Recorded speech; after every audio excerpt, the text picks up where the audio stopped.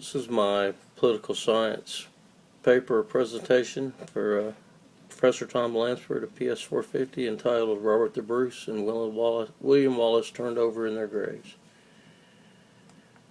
Started out with a history of Scotland and 900 years of wars for independence. And the section was real interesting about how the Scots became the dominant culture in Scotland.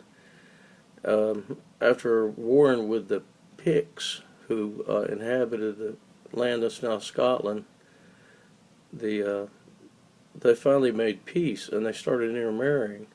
And the Scottish tracked their ancestry through the male, and the Picts tracked their ancestry through the female.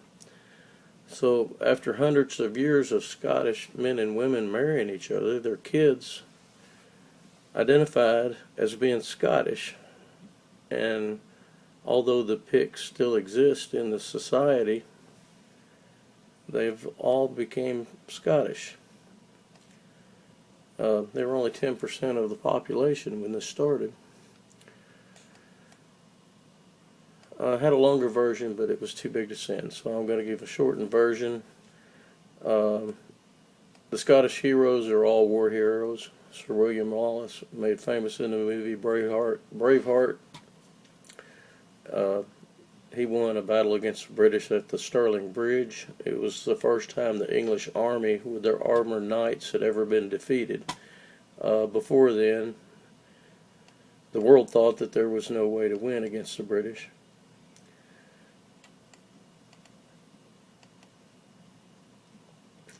They have another hero named Robert the Bruce. They have multiple statues erected to him. There's a Robert the Bruce statue at the National Wallace Monument, and Bruce's stone is laid above the Loch Troll in the Galloway Forest Park. They fought everybody. They fought the British, the Germans, they fought the Vikings. For centuries, they fought for their freedom with brief periods of independence in between. I know a lot about Scottish history, and when I heard they were going to have a referendum for freedom, I just assumed it would pass overwhelmingly, but it didn't. And I summed up my paper for asking why, when they'd been fighting for so long. Their heroes are war heroes. And I found the answer in my political science class, that the concepts of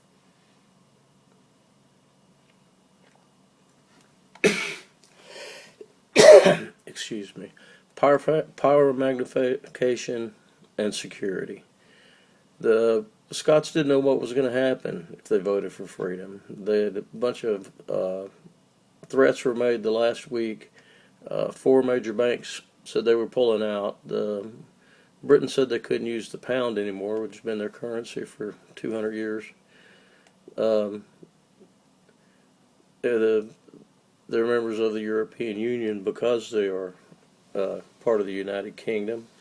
The European Union told them they might have to reapply. They wasn't going to be automatically taken back in.